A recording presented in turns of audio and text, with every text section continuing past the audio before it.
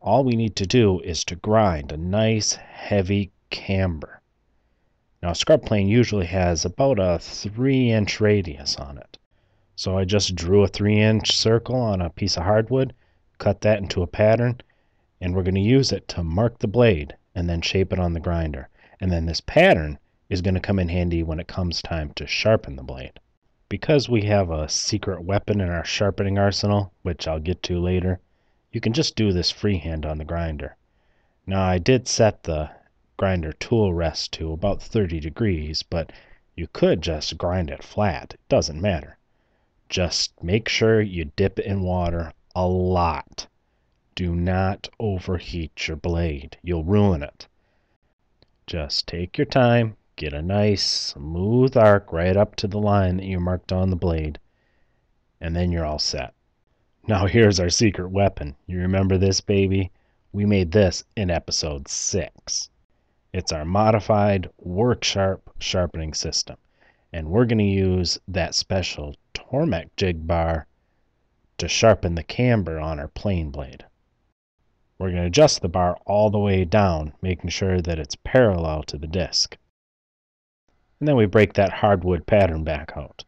The radius is going to ride along the bar, which helps us to maintain both the proper angle and the proper shape as we sharpen the bevel on the blade. Since we just made a rough shape on the grinder, I start out with some 80 grit self-adhesive sandpaper. Use a rocking motion, keep the blade flat on the bar, and just follow the shape of your pattern. After you do a little bit on the 80 grit, switch to something higher, like 120 would be a good one to use next. It's really amazing what cheap sandpaper can do on this setup. This was a really rough bevel that we got off the grinder, and already, with just a couple minutes, we've gotten a nice smooth finish.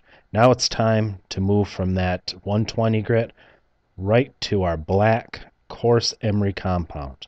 It's only going to take just maybe 15-20 seconds on this grit, and then we can switch from the black to the brown and give that another 10-15 seconds. It's really fast. You can see that we're already getting a mirror finish, and we haven't even gotten to the fine honing compounds. Of course, before you switch to your finer grits, flatten the back on top of this disc.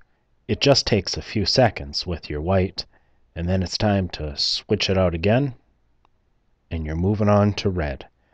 Some say that red doesn't actually remove any steel, it just polishes. Well, I say, so what? It's only another 5 or 6 seconds. Why not polish it as much as you can?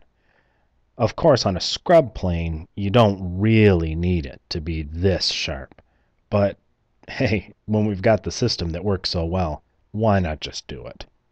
You don't have to have a work sharp system to put a camber on a blade. There's lots of other ways to do this. You can look on the internet and find them.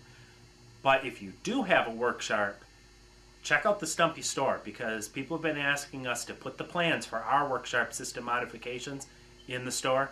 And these are going to show you how to get every last little bit of sharpening goodness out of your work sharp system. Plus, you can say bye-bye forever to all that expensive sandpaper they want to sell you.